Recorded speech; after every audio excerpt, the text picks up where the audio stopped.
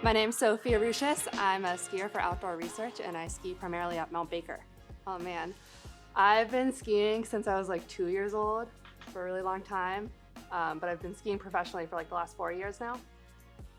How do I prepare for skiing in the off season? I just recently started working with a personal trainer, which has been super helpful. And then usually I just like to spend time outside, try to go mountain biking, go climbing, go backpacking.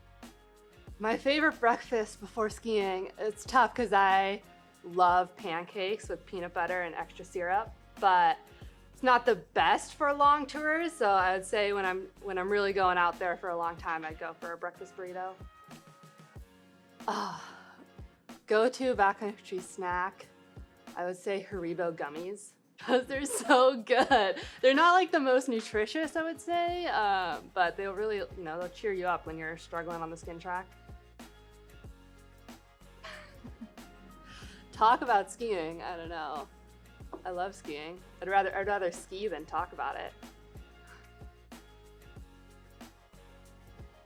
Goals for the season, well, I want to hit the Baker Road Gap and I want to do a double backflip, which now that I've said it on camera, I have to do it. But outside of that, I think I'd like to try to focus my energy on projects that I really care about. Advice for Groms, man. I think that for folks trying to find themselves in the industry, actually an old OR athlete, Zach Giffen, told me this. He said to find out what makes you unique and to use that into making your decisions, which I think is super important. Because I think in this industry, it's really easy to get kind of like lost in trying to say yes to everything and trying to go out and hustle real hard, but it's easy to lose yourself that way.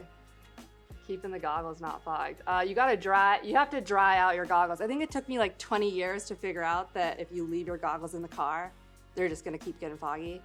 So you gotta dry them out, keep them off your head for the first start of like half of the day when you're just gearing up in the lot, and then put them on when you're about to go skiing. Hot take in 30 seconds, how to make skiing more inclusive. It's a hard one. I mean, obviously there's a lot of financial barriers that keep a lot of people out of the sport, but I think the culture itself can do a better job of like uplifting different voices and trying to support those folks that are just getting into it, instead of this idea of like, don't steal my line, or like, you're not carrying your skis right, and just like being a little bit more welcoming and inclusive for the folks who are just starting out.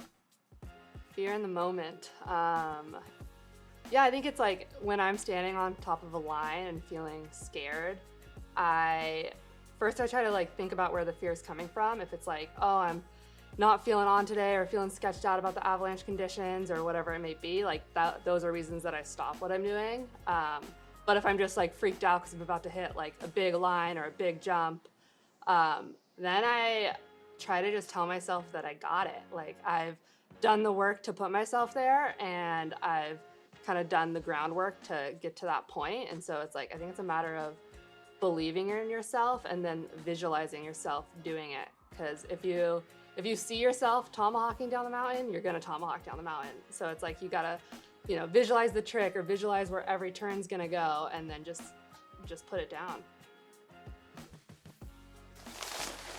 Yeah. So this is the Hemisphere Jacket. I think it's gotta be my favorite piece of OR gear.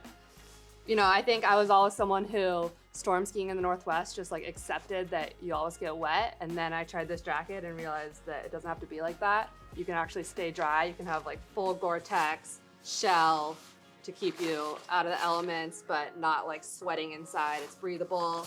It's got the like stretchy spots for when you're like trying to grab your skis and whatnot. I'm Sophia Rouches. I'm a skier at Outdoor Research, and I'll see you out there this year.